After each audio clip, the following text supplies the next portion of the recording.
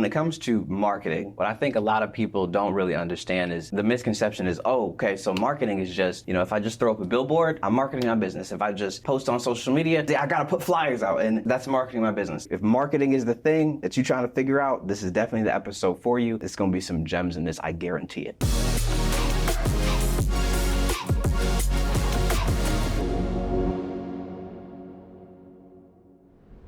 What's up, everybody? Welcome to another episode of the Today for Tomorrow podcast. We are so happy that you are here. Fellas, how y'all feeling today? I feel good, man. I don't know about you. But you look a little different today, Martell. Is that right? Yeah. We'll talk about that another day. Yeah, I feel good, man. Feeling good. Good. Awesome. Well, today we're taking a little bit of a different approach today. So your normal Today for Tomorrow podcast, we are going to talk about something that is very much spiritual, Bible. Well, it's always going to be that. But we'll have more of a mindset topic. Today, we want to get a little bit more practical. We want to talk about some nuts and bolts. We want to talk about business. So on these next little series of episodes that we have here, we're going to be given some practical information on thoughts about business, concepts in business, foundations, things that you can pretty much just go ahead and take and use today. And because we've talked about it in parts, but we've never just gone deep into business, And so kind of to start that off, I want to, because I don't think you guys know anything about us. You know our thoughts, but I don't think you really know what these dudes do on a day-to-day basis. You probably have to understand that he does some sort of business and maybe some real estate or here and there. He does some ministry things, and there's Freedom in Christ ministry, all that good stuff. But you don't really know who this guy is or who that guy is. So, or who you are. Or who I am. So today, let's just go ahead and give a brief, a 30 to 60 second bio about a resume, 30 to 60 second resume. And then we're going to go ahead and talk about marketing today. Okay? So if marketing is the thing that you're trying to figure out, this is definitely the episode for you. It's going to be some gems in this, I guarantee it. All right, Mike, you want to kick us off? Sure. So my name is Mike Wright. I have an undergraduate degree from Northwood University in marketing and business management. Have my MBA from Wayne State. Started my career in the corporate world. That's actually how I met Rodney. It wasn't Pastor Rodney at the time. It was Rodney, but he was a mentor for me when I was in the corporate world. And I was doing real estate on the side. Fast forward, I had a few more kids, got married, and now we have a 7-figure real estate portfolio. All right. Boom. Hey, Rodney Kemp, been in the corporate world for about 31 years. However, as Mike said, got called to the ministry in 2007 and got called, my wife and I, to actually start a ministry about 2.5 years ago called Freedom of Christ Ministry. And from there, basically that path has kind of been parallel to, starting a business in a sense. Yeah. Everything we had to do. And we're also in the process of kicking off the event space rental piece as well. So, met, like as you said, we met in the corporate world, but become brothers now. And I met Mr. Martell when we started the ministry. Day one, he was right there. And I let him talk about his business, but that's how I met him. So, hey. You said that you met him at your corporate, but you didn't say anything about what you do. Oh, okay. Well, what I do there is this is a big shot, for real. He skipped over all of that. Okay. I work in what you call parts supply logistics. So I've had the opportunity to kind of, and just, my undergrad electrical engineering, grad school, I went to Wayne State as well, undergrad Purdue, went to seminary in Moody Bible Institute and master's there. He still ain't saying nothing about what I told him. What I've done, I worked in parts supply, just mean I worked in warehousing, making sure we get parts in and out, worked in systems, launching systems as far as I go, globally, dealing with system management as well as inventory management as well too. So that's I'll leave it at that. This is high-level executive. I'll speak. There we go. There we go. Come on now. He's somebody that when you're in this particular company, he's one of the guys that you want to go talk to. So he's definitely a well-respected executive. When they pulled it out, all right. Go ahead.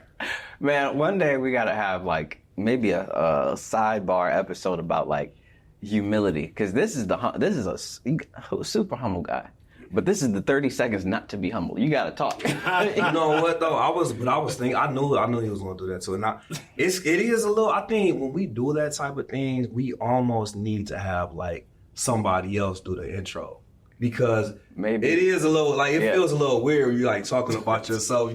Even though we have to do it because we got new people in the audience, but I think it is a little awkward just to kind of, rattle off your It always has been for me, so I'll be honest with you. Maybe we should do that. We could probably, we'll figure that out, and then we'll share around. Okay? I will say this, though. It's very important, and I understand why we have to do that, though. Because before we start talking business, we want to qualify ourselves as people that when we're saying certain things, we're not saying that it's 100% bulletproof, but we want you to understand that we're coming with a certain level of experience and expertise to inject certain information. Now, you still take that information with a grain of salt, go do your own due diligence. We're just saying what has either worked for us or has not worked for us, and we just want to help others get along their path. Yeah. And I'm glad that you mentioned that, because that's the reason that we're doing this bio in the beginning right here. Just so you understand that we're not just random dudes off the street talking about business, Right. We're not internet gurus. You got to do yourself, sir. So, and also too, on that same subject, because I love the humility thing, but I'm one of those people who's like, I might lose, but I'm also going to win. And I'm going to tell you about both. But I just so happen to win a little bit more than I lose. Right. And so it's like, I'm just open to say it. But, so me, I would say that I'm more of a client acquisition specialist. I was just saying that I'm in advertising, but I think I've built so many like marketing systems that at this point, it ranges more than just advertising, which is the paid side. So at this point, I have a job and I do a business. So I recently started a agency that actually does client acquisition. It does marketing for small businesses. And then in the job, I create ads. So like I'm in advertising. And so my ads, on average, bring in about 3 to 4 million a month. And now I took those same systems that worked so well, been the top performer all year. Nobody has ever gotten ahead of me in it. Now I've taken those same systems and I've applied it to like the small business space, and we've been able to cut industry records in half, like about what we can do for clients in a month. And we've literally been able to do it in a 60-day period of the onboarding. So we do a lot in terms of marketing. So that's why I'm excited about this one in particular. So to start this thing off, let's let me just preface. Let me set the foundation here. Now, when it comes to marketing, what I think a lot of people don't really understand is, I think the misconception is, so marketing is just, if I just throw up a billboard, I'm marketing my business. If I just post on social media, I'm marketing my business. If I, X, Y, and Z, I got to put flyers out, and that's marketing my business. These are all ways to do it, but essentially you have 3 core categories of marketing. There's inbound, outbound, paid. Inbound is something that you would do like an organic social media. So like if you're posting or you're creating content, you got a YouTube channel, or let's say you put a public access show on TV. But essentially you're selling something, but you're not directly selling the thing. You're putting out content that has some sort of value to somebody else that attracts them to you. And then from that, they can learn more about what you do and they can buy from you. So that's inbound. And then you got outbound, where you got your cold calling, your cold email, your direct messaging, and things like that. So in terms of an outbound system, that's when you're going to have somebody who's literally got a whole list of 1,000 people, and they're calling up 200 people a day. And that's the people who are calling you on the phone telling you, hey, look, we've got this, and then you want to hear about it. And then they go on their spiel. That's an outbound system. And then you got a paid system. That's your TikTok ads, your Instagram, Facebook, YouTube. That's your TV commercials. That's your billboards. That's a paid system. The reason that it's different, it's just like the name. You buy attention. You're paying for eyeballs. Outbound is someone is doing your internal business is going out to the people. Inbound, you're creating something and bringing people to you. That's the difference between them. And in marketing, essentially, the way that I kind of rationalize the whole concept is it's how you get somebody to know about you, know about what you do. So with that, let's talk about it. When we started, Martell been part of this journey, Mike has too, because we've talked about it, is that basically I didn't know what, we was like, hey, we're going to make a list of all our friends who we know, notify them, let them know what's happening and what's up, and let them know, hey, the minister's going to start, when it's going to start, and getting the word out there and using some of the things that Martell said, but not knowing, what marketing was in that respect. But, how can we emails, how can we, on Facebook, how can we get the information out to individuals and say, hey, we want you to come out, be part of what we're doing, be part of, this ministry, be part of what we're doing in the community and all that, and getting people excited about it. Mm-hmm. So we started out pretty much what I call reaching out, using emails, phone calls, and just word of mouth. I think when we typically start and we're like trying to get our thing out, like get the word out about our thing, I think it's always a great place to start is an outbound system because it doesn't cost. You already know people, but there's a difference between like a cold audience and a warm audience. A cold audience is the people who you're going to talk to who have no idea about you. Like no idea about what you're doing. And it takes more work to get them to actually buy from you. They typically say it's about 7 to 14 touches before you get somebody who doesn't know about you to actually buy something from you. That's why that's the point of a podcast type thing where people sell something on the back end. But like a warm audience, that's your whole contact list. People they feel like, oh man, I don't know anybody. How can I, start my business? I don't have a big audience like Mike does, or I don't have a, this and that on Instagram or whatever. But it's like, do you know somebody? Do you have a friend? Call them. Right. Go ahead, get them on the phone and start telling them about what you do and see what happens, As we're talking, it just got me thinking, and it's something I feel like we do have to address, an elephant in the room. Even a little bit more upstream from telling everybody about what you're doing, make sure you have a viable product that you really want to get behind. Because I get a lot of different ideas that come to me, like a lot, what I'm saying? Different people just running things by me and seeing what I think. And I tend to ask a lot of questions because I don't want to, give my opinion on too much. It's more than one way to skin a cat. Ultimately, if you believe in it, that's really what's going to be the determining factor. What I will do is ask some qualifying questions to just kind of, peel back the layers of the onion. And so one of the things that I think even like to drill down more on before we just like dive straight into marketing, we really have to emphasize like what is the ultimate product, what is the ultimate mission, and like we were talking about earlier, what's the outcome that we want? What's the desired outcome? And I think those questions have to be clearly answered and defined before you just go 100 miles an hour and you're trying to tell everybody about it. Because, what you don't want is to tell too many people and then you're like, a week later, you know what? Scratch that, I'm not doing it anymore. But hey, I got the next best thing. And then it's like, okay, cool, tell me about it. And then the following week, it's a whole different thing. It's because what happens is now you're starting to peel away some of that trust and people are starting to be a little cautious. Yeah. I said the preface because we're talking about marketing here, but like from a kingdom perspective, right? God doesn't like uneven scales. He doesn't want you to be selling something to somebody and you don't actually have anything of value. Like that's actually wrong. But the thing is, there's so many marketers that understand the principles, understand the fundamentals of marketing, how to get somebody to know about a thing that don't actually have a good product. Like they're not good at product development, service development. They're not good at service.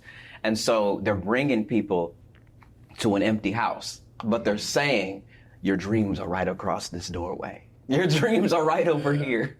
Because like the reality is, and this is the hard truth, you don't, to get $1, you don't actually have to have something good.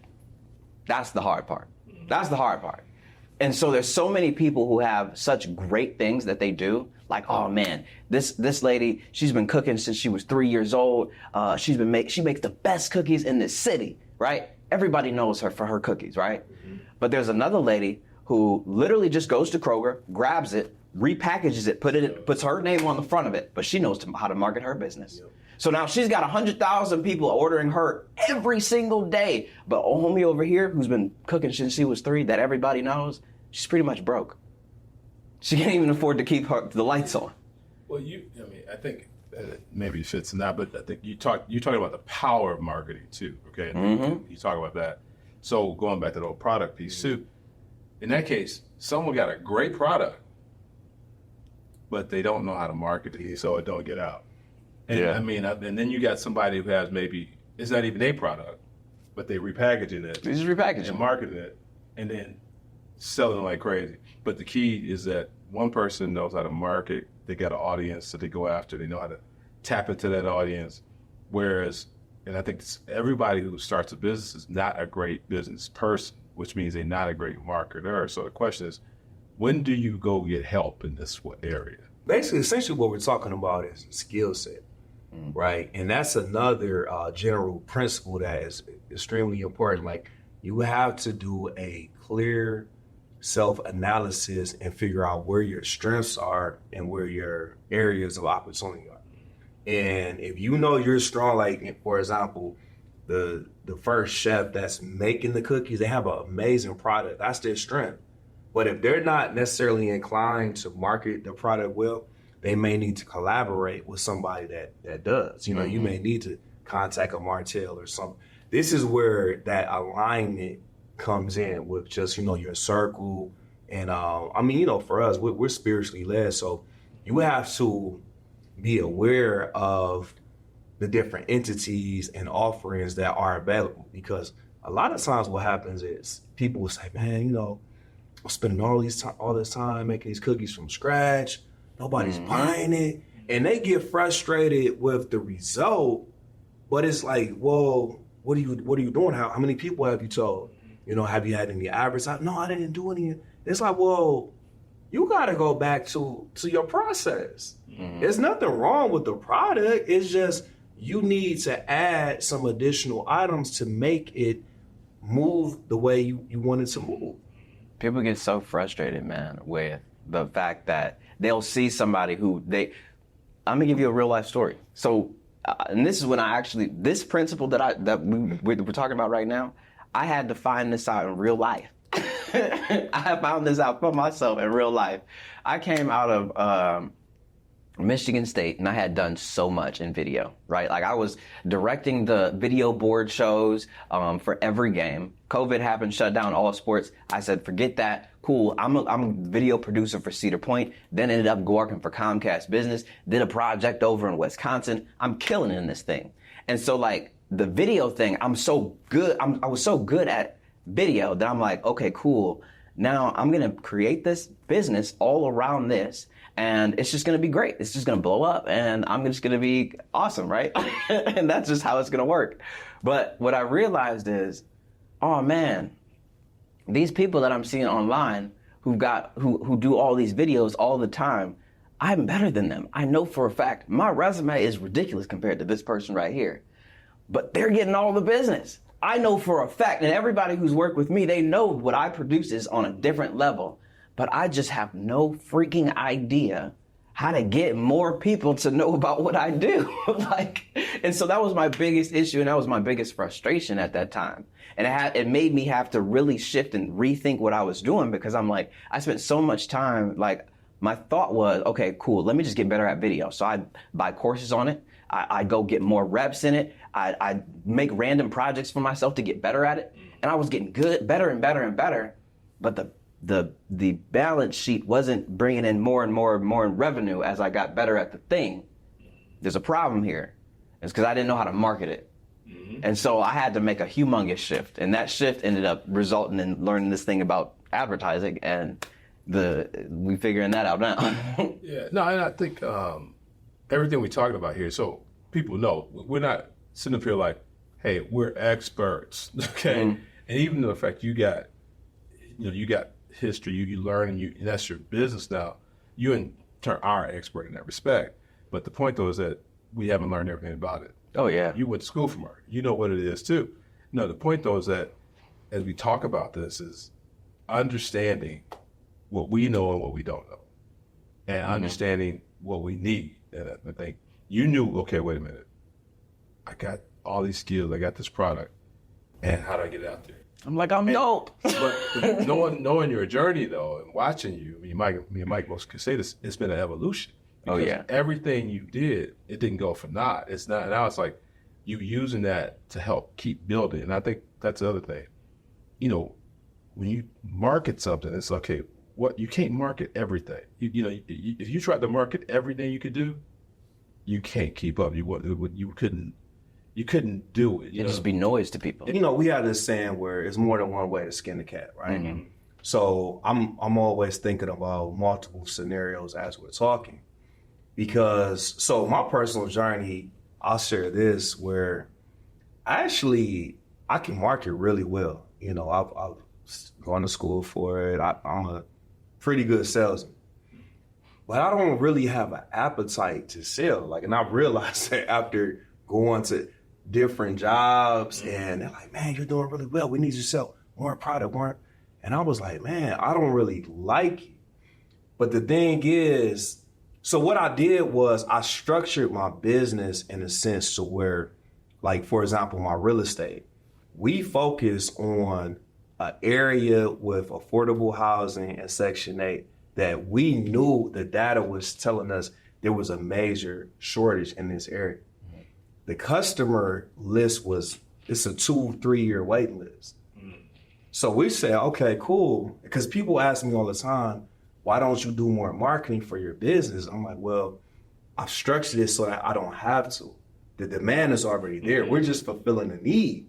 But what that allows for someone like myself to do, that's going to run itself. Essentially, I'll say run itself. But it's going to bring you revenue, residual. Clients. Yeah, it's already there. I'm fulfilling the client's need. Yeah. But then what it does is it allows me to go do passion type products. Where right now, podcasting, mentoring, apparel, I can pursue different lanes to where I'm not feeling that initial pressure of I need so many clients, I gotta sell. Because I think that's the other part we have to talk about.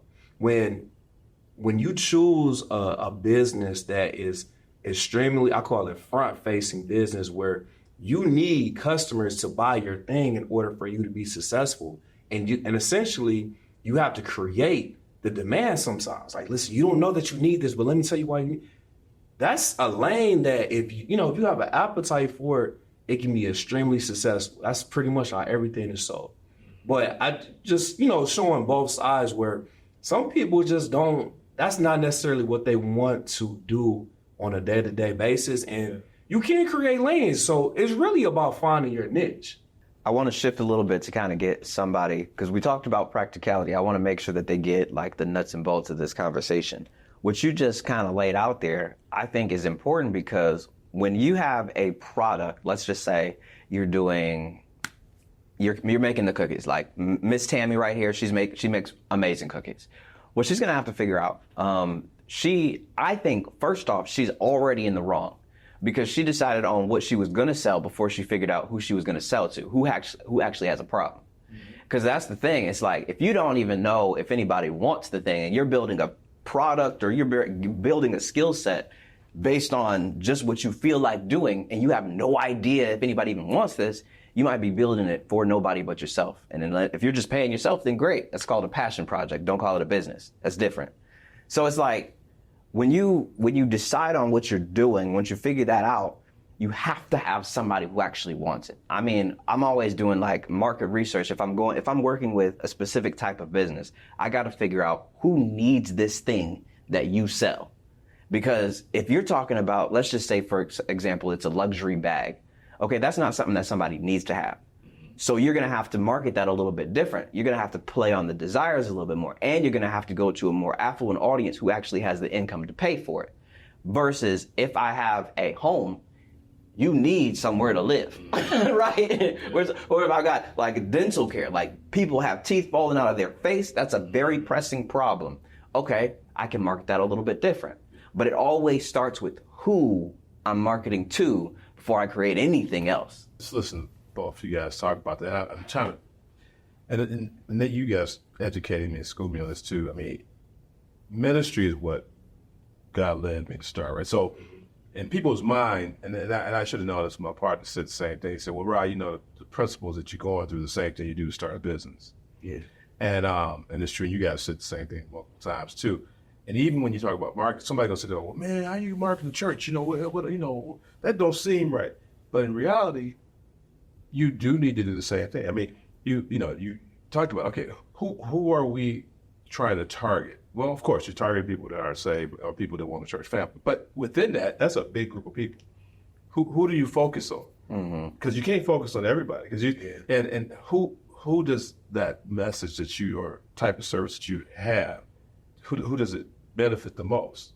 You know, all those same elements come into play even when we talk about ministry and everything else. And most of you, if you go to church, you look at your church, you go to the church where you feel comfortable. Look at the demographics of that church. Look at the age, look at how the service handled, how they dress, all this. All that goes into it. So when you know who you are as a church, then you know who you can go and you solicit to say, hey, come to our service, you might like it. I'm not gonna go to someone who's wearing a 3-piece suit who wants to come dress up to go to church every Sunday, because that's not what we do. The congregation typically reflects. Yeah. I mean, you say Elevation Church online where the pastor's buff and he's wearing like more laid back clothes. His whole congregation is doing the same thing. Yeah. It's like he knows who his audience is and he caters everything to it. But a point that you made me think of that kind of frustrates me that people don't really understand is like even free has to be sold. You understand that? Like even free, the person, so if I got my Timberland shirt on, my Timberland pants, and I go put on like a Gucci hat or something, and I go stand out on the street, and I need money because I'm homeless, nobody's giving me money. Why? Because they don't think I have a need. They're not feeling the pain that I'm in. They don't see it. But the person who looks like he's beat up, he's got it signed, I need help. I've got 3 kids and I have no money. We have nothing to eat. He's marketing. He knew you were going to be driving down this street today. This street always has a certain amount of traffic. So he put himself, he's selling you right now. He's putting himself in a position to get the traffic that's coming by. And then he's also creating the desire because it's like, oh, I know you go to church. I know that you probably have a heart. I know that you're probably going to feel something when you see this sign and it says 3 kids on it. Now I've created a problem and a desire inside of you to now help me. Now when I put out this hand and say, hey, I need some money, now you're more inclined to give it to me versus the person who's got the Gucci belt, the Timberland pants, and all this other stuff. He just sold free. Interesting topic. It's a very loaded topic. And it's funny, like this is how we know the Spirit's always leading, because so when we were setting up, Martell and I, Pastor Rodney, he was on the call.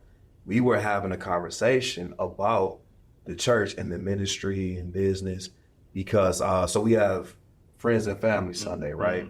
And it's always, I think when we, like you said, when we talk about ministry, people think about the word ministry, you know, you feel good in that environment. But then when we talk about business, you start thinking about, all right, returns, financials.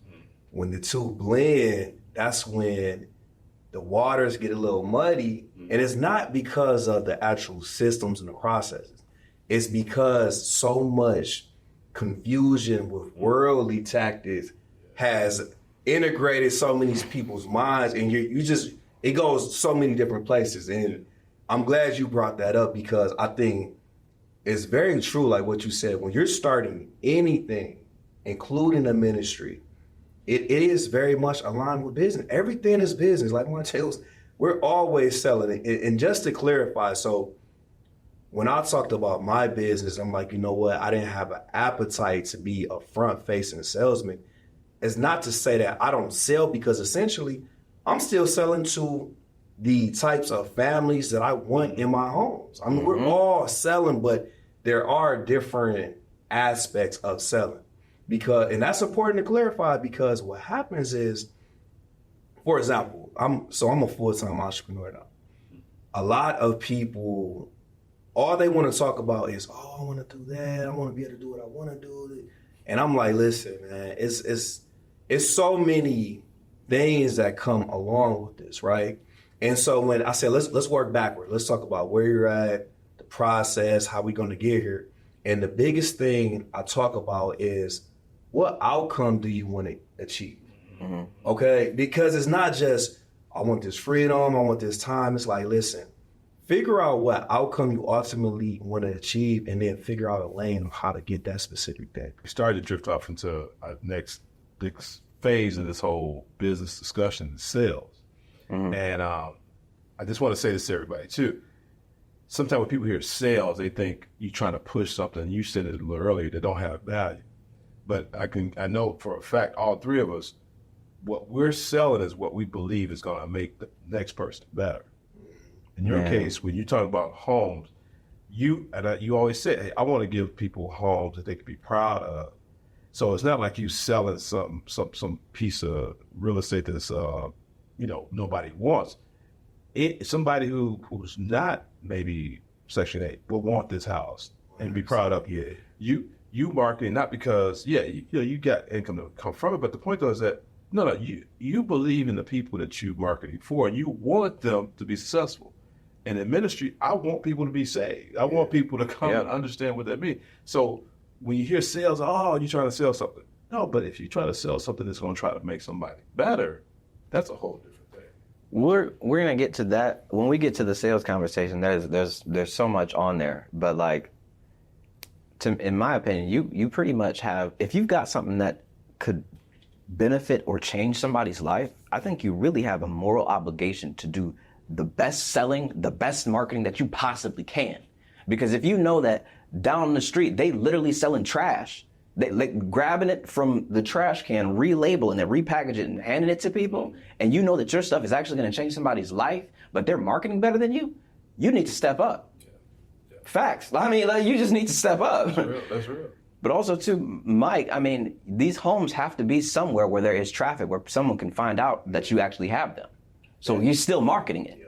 And that goes back to that upstream data analysis. That's another point I want to touch on, where when you're choosing your lane, do some actual research, like get some actual data on what that lane entails. Because what happens is, in some cases, people go down certain lanes because their passion led them down there. Mm-hmm. But then when the money expectations in their mind aren't being met, it becomes frustrating to them. Yeah. But the whole thing was like, was that an industry that was dictating that type of salary or that type of income? And that's where I feel that, data-based conversations are so important. Mm-hmm. You know what I'm saying? Talk to some experts, go do some research. Don't just necessarily think that your passion is going to be profitable. Mm-hmm. If you can align your passion and your profit, awesome. Sometimes you have to choose a lane where you have aspects of passion, but then you also have a different lane where this is my profit lane. This is making sure the bills are getting paid, because you don't want to be in a situation where you're like, I'm doing something I'm really passionate about, I love what I'm doing, but every month you're like stressed out because the money's not there. Exactly. You know what I'm saying? Because that creates a whole different type of frustration. Can we give, because I did mention practicality, and I want to really make sure that this is something that someone can rewatch, say, okay, boom, boom, boom, let me do this today. So if you have like a principle or a set system that you feel like could benefit somebody in terms of marketing, we're just talking about marketing here, that you want to leave the people with today, what would that be? Tap into your inner circle first. Like after you've done the upstream work and you figured out, okay, this is a lane that I really want to explore, tap into your network and get some real live feedback. Like you got to have real repetitions. You know, you don't be afraid to, you know, get negative feedback or get, you know, what if they don't like it? Like, it doesn't matter. Like, because that may not even be the ultimate thing, but you have to go through the progressions to figure it out. It may be the thing. You're never going to know if you just stay in concept phase. You have to move from conceptual to proof of concept. Okay, let's prove this thing up. So I just say, look to see what other people are doing. I mean, that's one thing that I know Sherry and I did a lot, is to understand, okay, for who we're going to be, and then what are other people doing in this lane as far as the research, like Mike talked about, you know, doing some research. I understand, you know, the research you talked about, hey, Section 8 was like, there's a shortage. So you know what? There's an opportunity there. You know, you got to keep digging into it. So having something marketed, if it's not something somebody want or need, then it's a good chance that they're going to sell. That's a fact. Add on one thing. Yes. So another reason why I chose Section 8, not only did it align with my mission, but it gave more of a guarantee for me monthly. I was coming from an environment where I had a salary. I was making a pretty decent salary in the corporate world. When I chose to fully come out, I have a family to feed. I can't be chasing money. So I said, okay, these are the things that I don't want in my business. How can I make sure that this is not going to affect my business? So goes back to the data research. That's important. When you even planning this whole business thing, both what they just said is incredibly important. You go in somewhere where it's not a significant problem, it's not a growing market, or the market size is way too small to actually support your goals, you're in the wrong spot. You're going to be twisting your wheels and it's just going to be painful until you realize that it's just not going to work. And so what I would leave you with is the audience piece. I think, like, today, like if you're thinking about starting a business or you started a business and you're really trying to figure out the marketing aspect, really dive deep into who you're trying to talk to. What are their problems? What keeps them up at night? What are their dreams? What are their goals? And where are they on and offline? Okay? Because when you start to tap into who this person really is and where they spend the most time, then you know how to get in front of them, right? So if your audience is always on TikTok, why the heck are you on TV? Right? If your audience is always on YouTube, then I need you to be on YouTube. But you have to know that. You're going to be spending a lot of money just trying to be everywhere, a lot of money and energy being everywhere. Be where they are and know what they watch. Make your stuff so it's tailored to them. You will always have a more effective marketing campaign when you do that. And so that's what I'll say about that. Housekeeping items. Mike, I know you got to go, so incredibly fast. Yeah, so speaking on mission, come check us out on Instagram at Detroit Investor _WCI. Everything is based around mission. I have a apparel process over points. It's greater than points. No scoreboard watching. So we do things real estate, business-wise, family stuff. Just come check us out. Boom. All right, hey. Come check out Man 2.0, second Saturday every month. Southfield, Michigan, 28202 Franklin Road is where we meet at 10 a.m. Also, Freedom of Christ Ministry is where we actually praise God on Sundays at 11:30. Come on out and join us. We have a good time. We learn the word, and we're growing, trying to figure out how we can be better disciples of Christ. If anything that I said is something that you're struggling with, my information is below. We can talk. I'll leave it at that. Thank you for tuning in to another episode of the Save for Tomorrow podcast. Don't forget to subscribe, and we'll see you in the next episode. Peace.